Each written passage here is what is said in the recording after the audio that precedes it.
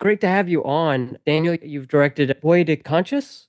In English, that would be The Shell-Covered Ox. It's premiering at Sundance, I believe, Sunday, January 21st at 12:15 Mountain Time in the Shorts 4 program at the Prospector in Park City with a bunch of additional screenings on top of that. For those who aren't familiar with it, here's the quick synopsis. Well, mourning for her missing sister, Rayanne balances helping her fisherman father and practicing for the film school's music festival, provided she doesn't become an ox first. A misfortune is sailing several teenagers in the area, but welcome, Daniel. Is that a good way of describing the film? Yeah, thank you for having me, Austin. And yeah, you perfect description and good pronunciations as well of the name, of the title, and everything. Thank you for that. Yeah, it's interesting. I wish I could be in Park City to see it with other people to see what the reaction to it is. So first things first, can you elaborate on the inspiration behind it and how the folklore manifests in the short? Yeah, so the main inspiration for the short was this folklore from the region, from the area, Hmm. that's about this ox that he escapes from his owner to because his owner is going to take him to the slaughterhouse. So he escapes his owner and runs off to the ocean to find a new destiny. And he disappears in the middle of the infinite sea. And they say that at night, under the moon, you can see the ox parading the beach covered in white seashells, right? So I got that and mixed it with coming of age, teen angst dramas. And so the teenagers became the oxen, and that's how it started. That sounds amazing. Yeah, again, I can't wait to see what people's reaction is to this short. And I guess let's get into that. What do you think people's reaction to this short's going to be? Yeah, I have actually no idea. Yeah, I haven't shown it much to like mostly like crew members or closer friends, people that in a certain way already know about the project. I did get some nice reactions from the start from the screenplay where, for example, the costume designer, when she got in the project, she shared the screenplay and said it reminded her a lot about her relationship with her sister. So there's these like layers of family issues, like sisterhood, and but above that, you have all the weird oxen Yeah. fantasy fiction to it as well, which I remember I did get one reaction of a friend that didn't know anything about the film. He was like, "Oh, so are the teenagers oxen?" Well, they were actually Yeah. curious, wanted to know about it. And I said, "Okay, so yeah, this is just the start. Maybe we'll have a feature eventually and we can explore more about the whole concept." Yeah, I hope so because you're seeing a lot of that happen. Shorts going to features. I think I just read like an IndieWire article a few days ago where it was something about, I think, Yes, God, Yes, Sorry to Bother You, things like that. Went from short to feature. I think Coda was even a short before it was a feature. I think. Don't quote me on that. I know also, yeah, Whiplash, Mhm. Yeah. others, yeah.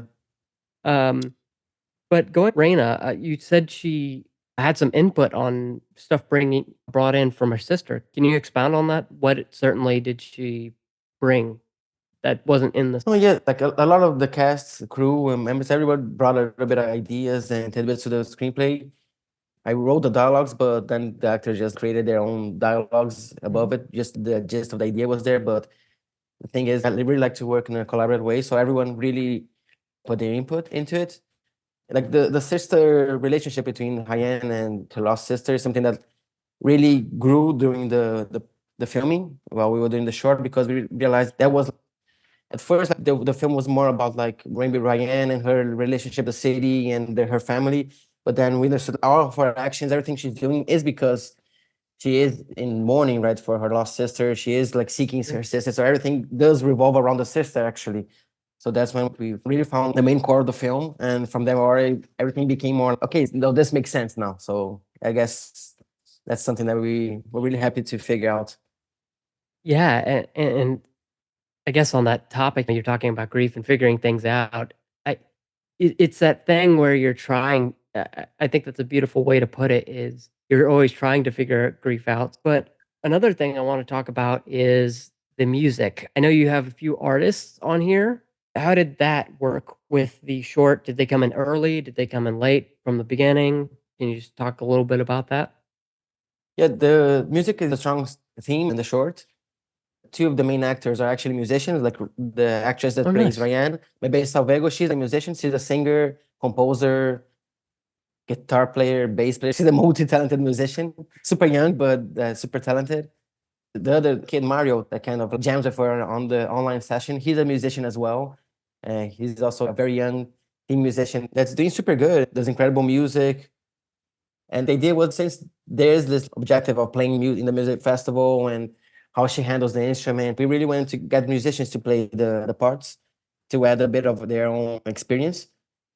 That's something that happened from the beginning. We really wanted to go that way. While we were starting to do the pre-production, I wanted to use music from Crisium, which is a Brazilian death metal band that I'm a big fan of from the 90s.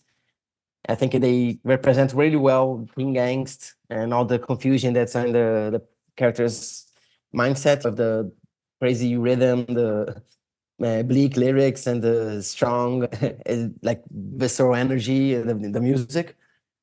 I was able to get in touch with them, and they were super helpful. They really liked the story, the concept, so they helped out because it's an independent film. It's not like I can pay like royalties or a lot of money to use everything, but they really supported the film in that way, helped with some music. They suggested, and it all came together with all these like different like, because Bebe and Mario, the actors are musicians. They do some more folk Brazilian music. While I have this death metal band also doing some like soundtrack. And there's the main composer also, Thiago Klein, who did some original score. That's more like the leitmotiv, like that gives the fantasy eerie vibe to the whole thing. So yeah, it's a Yes. big mixing pot of the styles and stuff, but it's all music, right? Yeah, and I guess that answers a question I was gonna ask is if you like went to a music festival or something to find these musicians. I'm familiarized with a lot of musicians in São Paulo, in Brazil. There's this big independent scene of indie music, and I've always worked with a lot of musicians, like music videos. I did a documentary before as well. So it's a world that I really enjoy to be a part of. So that also helped to find these people. Yeah, for sure. And I think that kind of helps because already knowing these musicians lets you craft that story in both obviously the narrative and then obviously the music. Uh, Yeah. but yeah, I hope people get a chance to check this out. It's playing, like I said earlier, Sunday, January 21st at 12:15 Mountain Standard Time in the Shorts 4 program. If you can't catch the premiere of Boi de Conchas, it's playing Monday, January 22nd at 5:30 p.m. Mountain Standard Time. Just check the Shorts 4 program, and that's where it'll be playing. At Yeah. the Gateway 6, Redstone 7, and Holiday 2, all in Park City. Your Sundance ticket will help you get in. I hope people check this out. Boi de Conchas. It's a quick 15-minute film. I always advocate check out shorts when you get the chance. But Daniel, thank you so much for coming on. I hope you have a great Sundance. I'm gonna have an interesting thing where I'm doing Sundance and Slam Dance at the same time because they're both at the same time, and I'm like, I've got the which one's Slam Dance, which one's Sundance. But I hope you have a great festival. Thank you so much Thank for you. your time. And just to add, Austin, there's going to be our online screenings as well. I think starting on Oh January yeah, 25th. Yeah. So yeah, who's not in Park City also can grab the online screenings from the website.